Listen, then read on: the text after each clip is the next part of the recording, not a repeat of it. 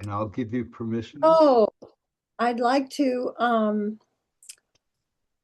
first start off mentioning that we have a mission statement, and I want everybody to know that the Organic Garden Club is on a mission for a better life on Earth by inspiring you to grow organic fruits and veggies where you live. With regenerative organic speakers, tours, and workshops, we are building a community of like-minded organic food gardeners, following nature's cycle, growing organic food in our garden, in our backyard, without chemicals, using compost, earthworms, pollinators, and native plants to create a balanced ecosystem and enhance the health and happiness of our members. Growing your own food is the best way to a healthy lifestyle, bringing you close to nature where you discover a new, healthy, peaceful, joyful life in the garden. And I'd like to welcome Professor Alan Tratner. Is that the correct way? Yes, it is, Diana. And he helped establish the first Earth Day and contributed to the first International United Nations Conference on the Human Environment in Stockholm, Sweden in 1972. He founded Green to Gold for sustainable economic development and has helped over 100,000 members find responsible environmental solutions. He created and developed numerous green and sustainability projects, conducting over 5,000 workshops and seminars around the globe. Professor Allen created and managed the U.S.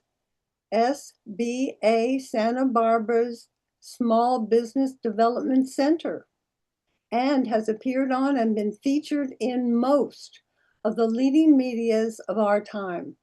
He's the co-author of Energy, Earth, and Everyone book, with a foreword to that book by the wonderful Buckminster Fuller. Green to Gold has also created a California Climate Resources Guide. So, Alan, I'd like to see that resources guide. That sounds fun. Yeah, I think it's up on the website for the California agency that commissioned us to do it. It took a year to do, right during the pandemic, and everything was interesting. Wonderful. So, so tell us about your adventures all throughout all this incredible, all these years. Okay, well, first of all, aloha to all of you, and happy Earth Day month and Earth Day coming up. Obviously, I'm very proud that I was involved with lots of other people. Nobody just created Earth Day. Senator Gaylord Nelson and others selected us and the volunteers across the country. Uh, I'll give you the genesis of what we do and why it happened this way. I was growing up, I won a kind of like a national contest, a scholarship that brought my family from Michigan to California. And I was in, at that time, junior high and then into high school. And the 60s, any of you that lived through the 60s knew what an incredible decade it was of amazing teachings and movements of civil rights and women's rights and anti-war and the Vietnam War and stopping atomic weapons and you name it. And I was part of that and grew up in that idealistic, energetic type dynamic atmosphere of activism. And it gave me, I even marched with Martin Luther King Jr. Later on in my life, I got to meet his son, Martin Luther King Jr. III, who has a wonderful nonprofit that we've been helping. And it was funny, he expressed such great admiration of what I did. And it was just a love fest back and forth about what his dad and what he was doing for civil rights, human rights, actually. So the genesis of Earth Day and what we have been doing since Earth Day was in 1969, two incredible things happened. One was, of course, and we're being treated by more of that evolution with the Artemis mission around the moon the last couple of days and finishing up, I think, by the weekend. Uh, the Apollo mission actually gave us this original Earth Day flag that you see behind me, and that's why I have it up behind me. And the first view of the world had of our home, Spaceship Earth, as Bucky called it, Buckminster Fuller. And pretty amazing. A lot of people have said, scholars, it's the most important single photograph in the history of mankind. We saw where we're all together, all the billions of human beings and all the millions of species of life. But in 1969, we went to the moon and brought them back.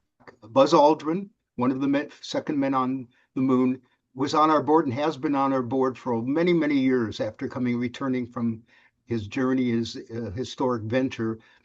He believes and supports in all the things that we're doing. But not only was it one of the greatest technological achievements by mankind at that time, regardless of the politics and the Cold War with the Russians and everything else, but a lot of great stuff spun off from the space program. Even Tang uh, orange drink and fuel cells and solar panels and everything. Lots of great spin-off came from that technological achievement. But during that same year of 1969, there was a horrible, horrendous blowout of the Union Oil platform in Santa Barbara, California. A lot of people call it the beginning of the modern environmental movement. And when that happened, uh, being the activist that I was trained in, young and idealistic, and caring about what was happening in the planet, I traveled up on my little 50cc Honda step through motor scooter up to Santa Barbara with hundreds of other people that stood in that oil soaked gook and tried to save all the dying fish and animals and birds and everything. And I just broke down crying and said, we have to stop this. We have to stop what we're doing to ourselves and the planet and the oceans. And it was a kind of a divining moment for me to be called upon. I started a citizens group in that was called the Environmental Action Group, and it was just to do personal solutions, write a little booklet, and get it in the hands of homeowners and consumers. And since um, I had an artistic background, a scientific, a research background, everything. We put together a nice one, personal solutions, and it started to get really used and consumed. And I got a lot of media attention, and that drew the people, Senator Gaylord Nelson and others, to ask me if I would like to be helping them create what was teach-ins at the universities. If you remember the 60s on all these subjects about civil rights and all that kind of stuff, they were called teach-ins. And we said, why don't we do a teach-in on what we're doing to the planet about the environment? And that's what it was. The premise was a teach-in, a national teach-in with different states and a big event in Washington, D.C. to get the attention of Congress and the Senate and the administration at that time. And I happily volunteered to do California, both Los Angeles and Santa Barbara, and others that I know for all these years did Denver, Colorado, and different states and stuff. And so we helped as a team, all voluntary. There was no money for this or anything. And the school kids turned out and wonderful musicians, some that are in Rock and Roll Hall of Fame and all that, showed up and supported us. And lo and behold, to our incredible uh, admiration and surprise, 1/5 of the whole US population turned out for the very first Earth Day. And around the world, it cycled. And it was a shock. It was a game changing moment in the history of mankind and all the species on planet Earth. And I'm very proud of it. And it's turned out to be the largest civic event on the planet every year. Billions are involved, and you folks are doing what you're doing. And we're just glad that we planted the seeds. And then it happened to be, it was in the first administration of 1970 of the Nixon administration. And lo and behold, the pressures of all this and what we drummed up caused the clean air, the EPA to be founded, and then the Clean Air Act and the Clean Water Act and all that kind of stuff, and about recycling, everything started to really run, and the rest of the world emanated that. For the most part, almost every nation has something similar to Environmental Protection Agency and sustainability nowadays, and that's how it all got started. But on Earth Day itself, not only volunteering to make it happen, we took our citizen group and made it into the Green to Gold Incubator, a 501c3 tax exempt. We had the help of the field deputies, John Tunney, the U.S. Senator at that time, Mhm. really a proponent for that. And then, and lots of people. We had Lola and Robert Redford, celebrities from Hollywood that supported us, a Nobel Prize winner, Dr. Dennis Gabor. By the time that first year was over, I had a letterhead that had so many international advisors and celebrities and politicians and business people, and it was just amazing. I had to use the back of the letterhead to write a letter because it was all filled up with all the people supporting us. And it was we were on our way. We launched it on Earth Day, and it was we figured that if we invented our way into the mess of pollution, why can't we invent our way out of it? And that was the whole drama of green to gold, the alchemy, the old alchemist idea of taking, base metals and stuff and turning them into gold, doing something valuable with basic things. We were looking at recycling, reuse, stopping pollution, cleaning it up. And that's why we had Green to Gold. It turned out to be an incredible name for us this whole time as an incubator. Means a lot to different people, but the whole drive was to try to foster people with great ideas, entrepreneurs, etc., to make a green economy, a sustainable, inclusive green economy. And what was different about me at that time, in my background and all the exposure I had, it was great to hug the trees and save the whales and do all that great stuff and recycle it, all that. But I thought the economic drive would be one of the great uh, incentives to change the world, the path that we were on. And it turned out to be that in a way that's very true, is that the economic aspect of this and how it trickles down from what government does and nations do all the way to our pocketbooks and what we buy in the stores and everything as consumers. I remember there was a study about consumers in the 70s that said there are three types of consumers. One is the environmental, caring about the planet, that will pay anything for the food or clothing or whatever that's green, sustainable, and recyclable, and they'll pay that. Then there was the medium range that were called the Browns, and they were the ones that were driven to do something good, but it was economics also that figured into that. If they could afford it, then they would do it. Then there was this group that was called the whites, in which they didn't care about that. They were only concerned with materialism and essentially buying whatever they could afford, and they had the wherewithal. So it was kind of funny to see that start to shake out as the economic driving force. But we grew exponentially very fast. That's we have more than 100,000 members that are ventures and entrepreneurs and inventors and researchers and scientists. And one of the great smart things I did when we made ourselves a nonprofit and scientific research uh, and incubator type venture uh, was to and get tax exempt, is that we thought, why, if we're going to incubate enterprises in people with great ideas, why don't we incubate more nonprofits that have a great mission in human responsibility, civilization, environmental responsibility. And to date, it's like 344 nonprofits that we've been responsible for all over the world. And as you mentioned, Diana, a couple of years after Earth Day, I was asked and I was commissioned to be part of helping found that first International United Nations Conference on the Human Environment in Stockholm, in which all these NGOs came together, these nations. It was pretty, they had like a Magna Carta document that's really still true today about what we wrote then. But they asked me, and it took me 6 months to do a special report on that I called Energy Options for Man. and it was everything from rubbing sticks together to make fire all the way through to, fusion energy and gravity and esoteric, but everything in between. And I learned a lot about every kind of human endeavor that uses energy, which is virtually everything you can imagine. It drives energy, drives us, drives all the life on this planet. And it was pretty interesting. It was distributed to everybody that attended the conference and then to the UN.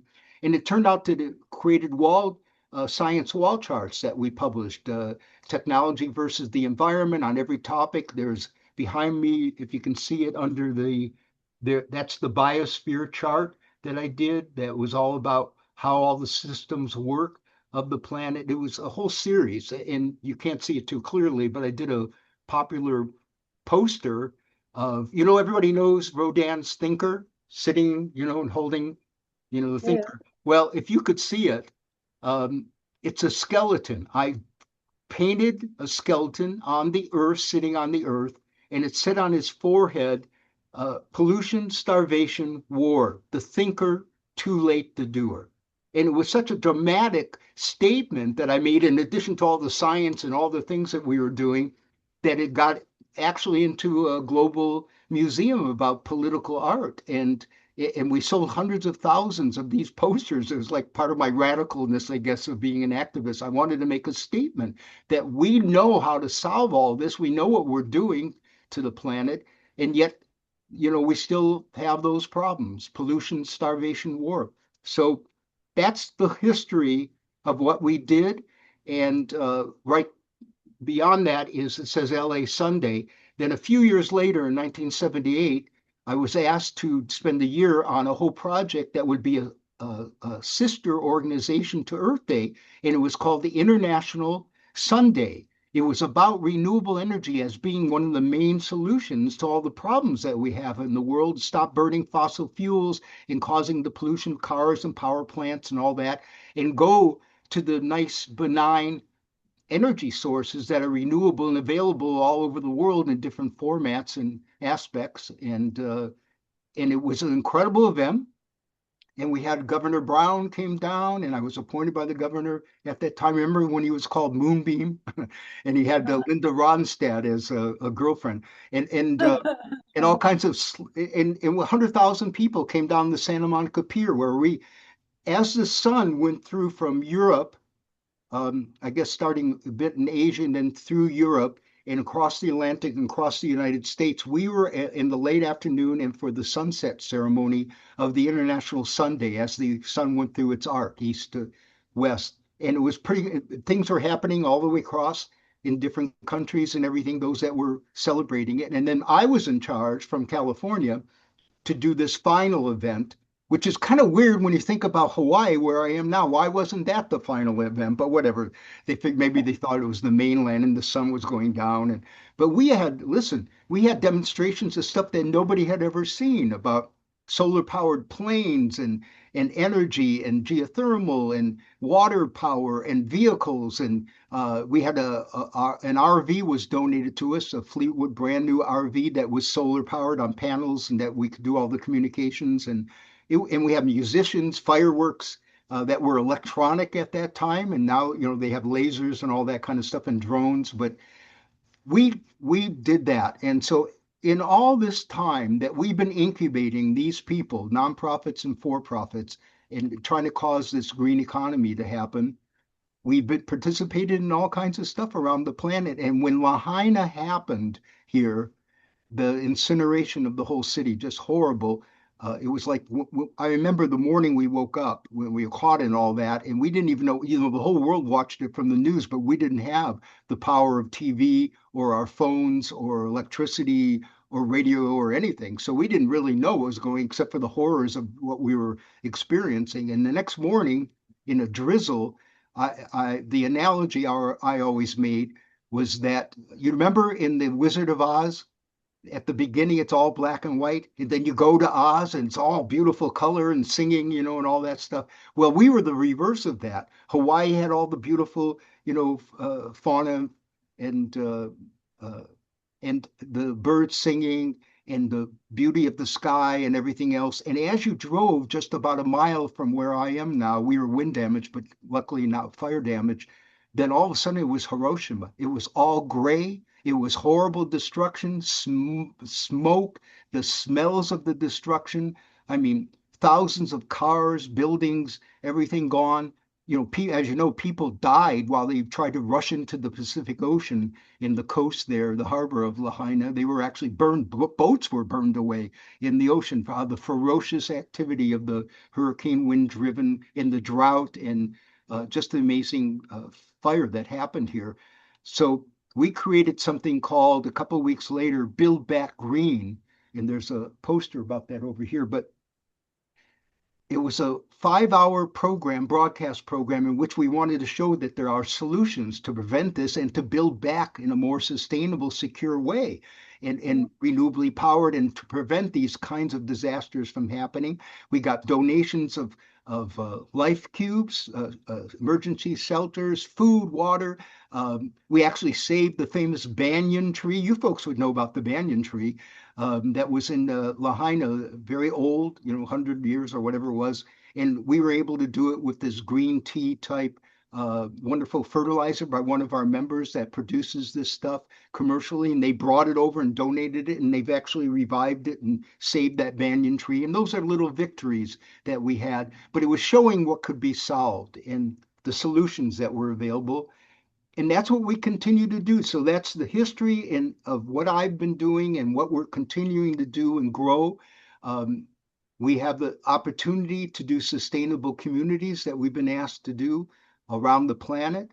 Uh, I think I don't want to get political, but the worst thing I said last year in the Trump administration when they became anti-science, anti-environment, anti-climate change, anti-renewable energy, maybe even anti-people and immigration and all, whatever they were doing to me was the biggest challenge that we had even since Earth Day in 1970 and trying to convince people that we were polluting the planet and we can change that trajectory. So even in this condition, that can now wars and everything else continuing, we are growing and we're making an impact and we have the sources, resources, the methodology, the brilliant experts, the technology, the products and everything in every field from baby diapers that are all bamboo and everything, to big solar Yes. panels and wind technology and geothermal and water and different. I mean, we have it now and out of our membership globally that's created all that, the very dream I had about inventing the future and now doing it in an inclusive green economy that would really solve. Buckminster and I, before he passed away, talked about that. That's why we did the book, that literally we could have utopia on this planet if we weren't so stubborn and entrenched in doing the things and the mistakes that we're making and change, and so that's what I'm all about in a long-winded approach. What we're doing, what we are about to do, and I'm thrilled to convey that to you on in this Earth Day month and maybe kick off your celebration of Earth Day. We here in Hawaii will try to pull off, but we don't have any more huge storms. We're going to have at the University of Hawaii Maui campus. They had to cancel it last year for a lot of reasons, but we will have an Earth Day celebration. I'll have an exhibit. I've spoken as a keynoter around the world at these events for all these years, and media follows me and asks about the history and how to change all this. And I'm proud to do all that and be kind of that bully pulpit, as Roosevelt once said about the presidency, that I get all this attention. I've been on Oprah, and Oprah told 20 million Americans, if you have a great idea, call Alan. And my whole life changed because of just being on Oprah, and other media picks it up, and we've been growing, and it's an important thing. And I love doing. I have 9 podcasts scheduled right now. I've already done 3, including one last Friday that was from England, and they posted up on YouTube and everything else. We're getting the word out that we have the solutions to save planet Earth and make a green economy that uplifts the planet and all the developing countries. All the poverty could be erased. We could feed everybody. When I did the thinker, it again on his forehead, I said, pollution, starvation, war. At that time, 20 million people on the planet were starving to death on a planet that has abundance to feed all, though just terrible mechanisms for distribution and equality and all that. And it's still that case that many people are, and probably more from climate change and everything are dying for no reason. And I don't think anybody that's at all uh, with a brain and has a heart, basically would be able to tolerate that and understand that we could change. It would be different if we were crippled and couldn't make a difference. But we have all the solutions: regenerative agriculture, recycling, cleansing the water, the reuse of it, incredible technology in green to go. I'm very proud of that. All kinds of energy, renewable energy of every kind is in our organization. Affordable clothing that's made out of new materials and recycled materials, and you name it. And vehicles, air, water, and land, and under the water, all kinds of solutions, consumer products, ways to go. And we have something called the Harm-Free Emporium. Those of you that consume anything, we're launching that hopefully very soon, maybe on Earth Day. And it's harm-free to humans, harm-free to plants, harm-free to animals, harm-free to the planet.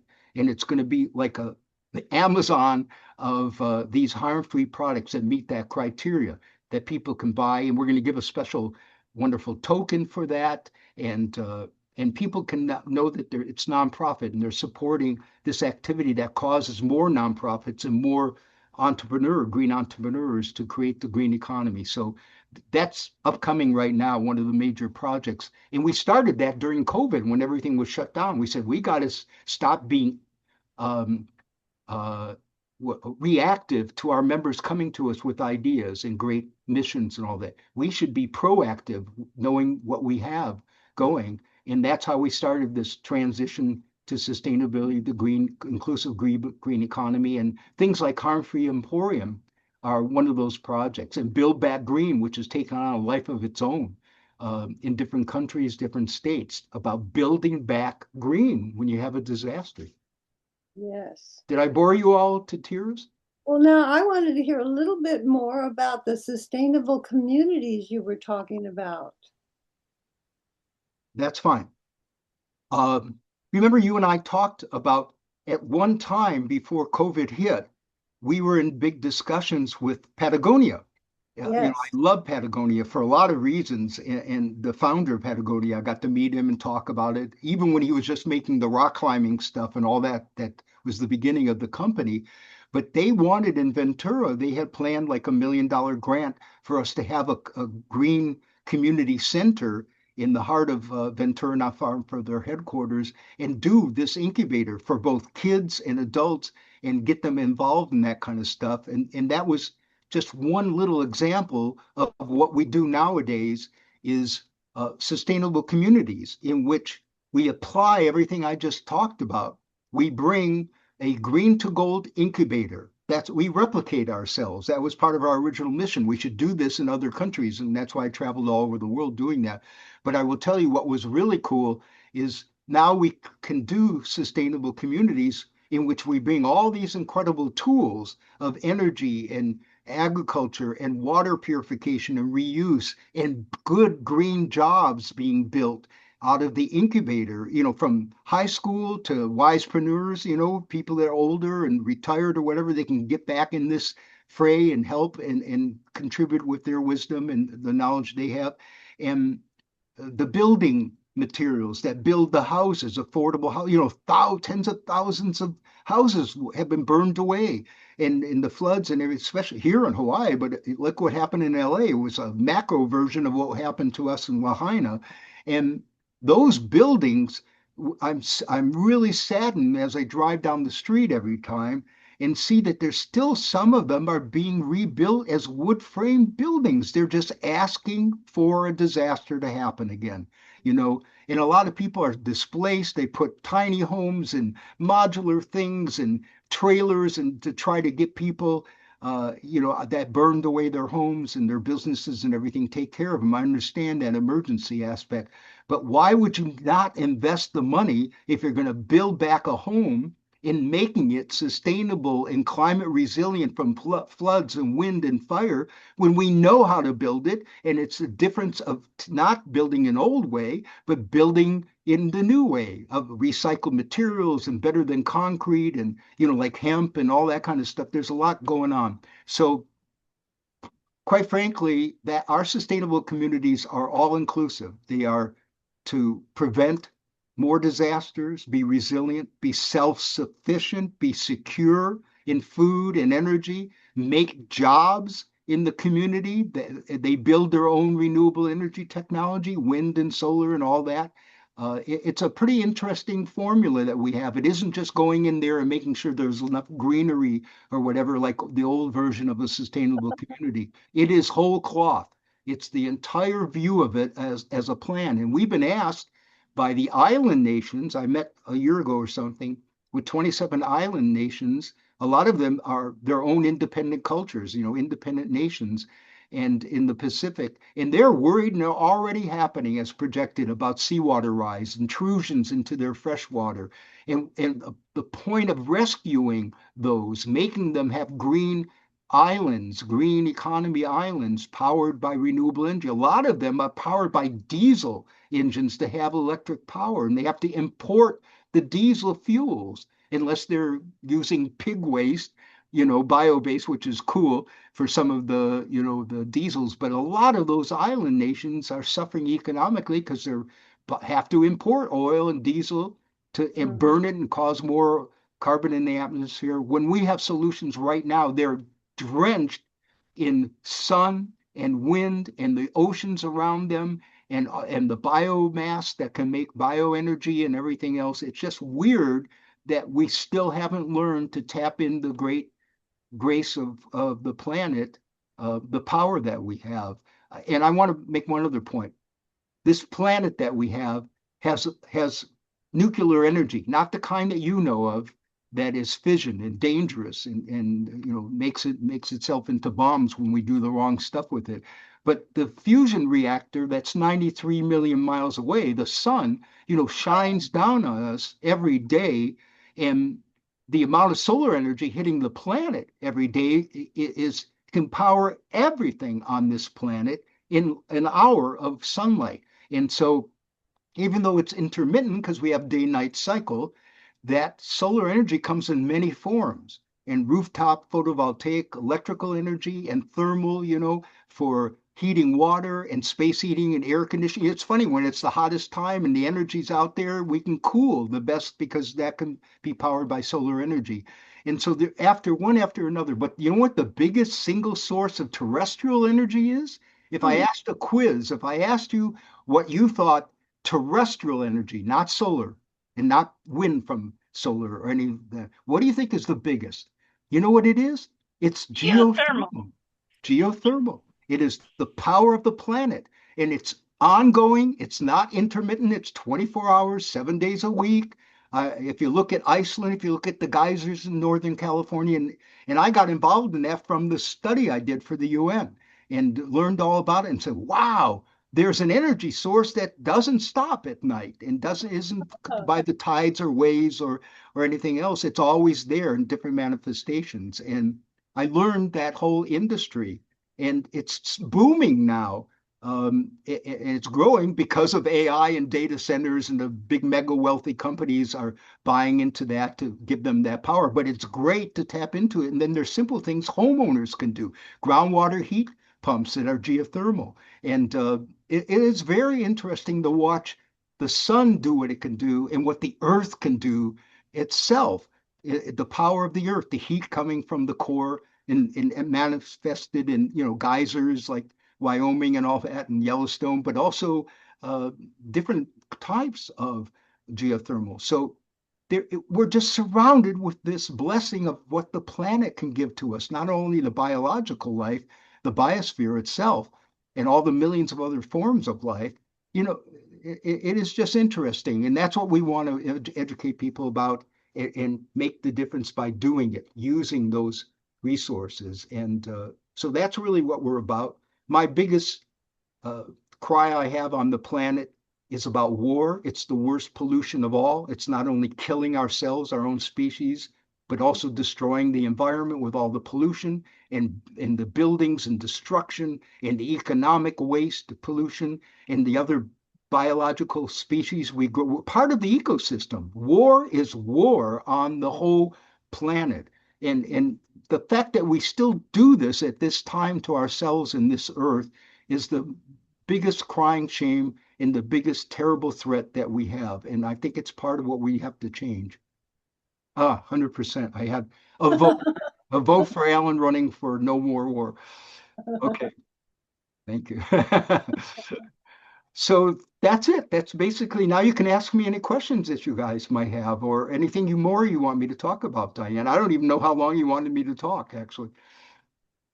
Well, I mean, I'm thrilled that I was really interested in your new I forget what it was called, but the new thing you're going to have to sell, no harm Harm, emporium. harm-free emporium, Oh, harm-free emporium. now that is covering uh, Everything from lipstick and perfume to energy to building materials, uh, those the baby diapers that are bamboo, clothing, uh, mhm, transportation in every way. It is products that we can buy. One of the biggest bugaboos about all this, I think any of you that have understanding of economics, you know what the biggest problem is about making these transition changes that consumers could do in their homes and their offices and everything else is we have to find, and I'm working hard on it, the same financing and credit that happens for when you buy a house or buy a car or buy other expensive appliances where you pay monthly and you can afford it in your budget. That would change the whole condition of consumerism. It would become green consumerism on the planet and allow everybody to take advantage of the technological breakthroughs and kinder, gentler, harm-free products and solutions. If we can get a master or more than one uh, consumer financing of these kinds of things, if you want to put solar and wind and you can do these kinds of things and groundwater and heat pumps, a big breakthrough about your savings in water heating and space heating and stuff. They have cost. Technology has cost. And as they ramp up, they'll get cheaper, as everything does when you do mass production. But and also sustainable supply chains and everything. But if we're working very hard, if anybody knows anybody in consumer financing, credit, and things like that, let me know because we're trying to find one major smart company. Like General Electric is one of the ones that does for commercial. You want to buy a reactor, if you want to build a plant, there's all kinds of financing for the big guys. We need it for everybody. And that's more democratization. And one last thing, how can you make a difference? I think you distributed, Diana, thank you, our latest spring issue of our magazine, Regen Global. At the mhm, end of that magazine, for those of you that haven't read through it's fun to flip it electronically, is a whole section on what we did in January. It was one of the biggest events that we've done in many years, and it was called Super Green Live. It was the nexus, coming together of capital and climate solutions. And if you look at the back article in the back end of the magazine and read through it about what we accomplished, that's like the aftermath. And we got to like 30,000 investors. We were on every continent except Antarctica. We didn't have to sell anybody any penguins or anything, but the whole point was 3 days, and we had incredible speakers, and uh, we showed the solutions and we showed how capital comes together. So I want to remind everybody about how you can make a change in what we're doing and how you can propel us, separate from donations, tax deductible, and grants and all that. But you can become a crowdfunder, equity crowdfunder, the Obama Jobs Act, the amazing democratization, revolution in investing for the whole planet. And it's been copied by other countries, but we were the ones, and we've been a part of that from the very beginning. It helps propel our startups and our early stage ventures. And you can make investments as small as $10. And and you get enough of those in the crowd, a worldwide audience of accredited and unaccredited investors, and you can help propel ventures that it can make a difference.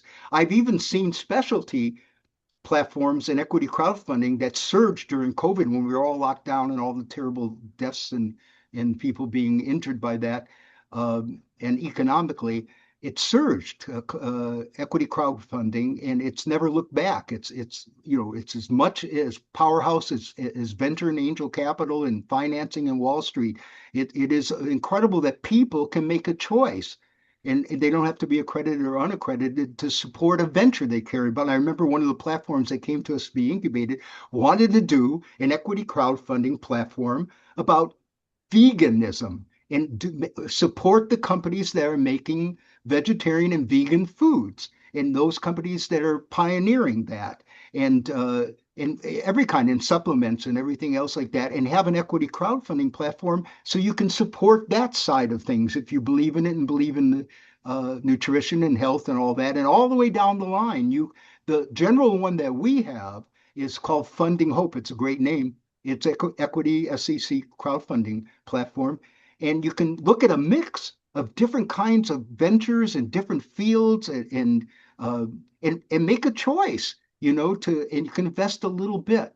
And it makes a difference because a lot of people are doing that. You don't have to be, that's what the democratization of equity crowdfunding was about. It didn't have to be royalty or people that inherited or people that stole it or just rich, or whatever it was, Wall Street. All the history of mankind, those that had, that 1%er they talk about, have the ability to invest and then create wealth. Now everybody can because of equity crowdfunding. And there's three types for you to know. One is like GoFundMe for charitable stuff and people that have disasters and everything and helping them and churches. That's where it started, pass the hat around and all that. Um, that's uh, that type of crowdfunding. Then there's a second one that arose out of this called reward-based equity crowdfunding. And that Kickstarter and Indiegogo and all the hundreds of platforms out there, there's a lot of fraud that takes place, a lot of wins take place in that. But the last one is what the Obama Jobs Act created, the equity crowdfunding, regulated heavily. And so there's almost no fraud at all, and it's heavily policed, and the platforms have to be registered, and it's all really kind of cool, and it's just blossoming. It gives you an opportunity to not only be a consumer and buying green products and healthful products and good for the planet, good for you, but also you can invest in those kinds of companies and help propel them. Let them be competitive with the ones that aren't sustainable, the ones that are polluting, you know. And I've always believed in the transition of that. Let those companies that are doing the bad stuff, so to speak, learn to move into the sustainability field, the regenerative field. You don't have to displace all those workers. You can retrain them, you can shift them. It has to be a transition. Otherwise, you have disruption and it doesn't work. So a transition to sustainability and a green economy is what I've been about and what we're driving. So I hope that kind of also rounded out any questions, but I'm open to any questions from anybody. Well, that's fabulous news. I love it. Great, great. Yeah, anyone who wants to ask a question, just unmute yourself. Also, can I make one last suggestion? Wait a Any minute. of you, remember I talked about wisepreneurs, any of you at any age for that matter, we have high school students that have had won patents and have ventures and stuff that we've incubated. But any of you that want to have a great idea that's for this kind of field of changing the world for the better.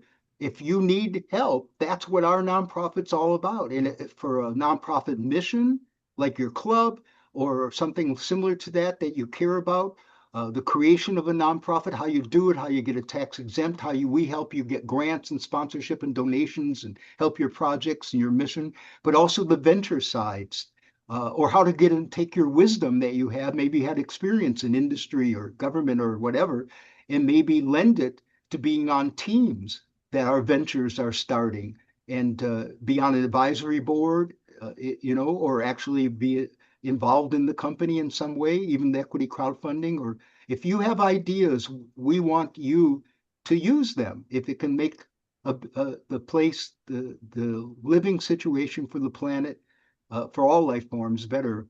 Yeah, I welcome that. I tell every audience every time I travel around the world and do media, I want to great green ideas are what we're all about. And so I really solicit that and want to help anyone with those ideas. Well, now this has been eye-opening and actually inspirational because you're pushing forward, and I think that a new world is happening, and you're right there, ready and willing to push forward the green solutions. And I totally appreciate you, and thank you so much. You're welcome. If we're done,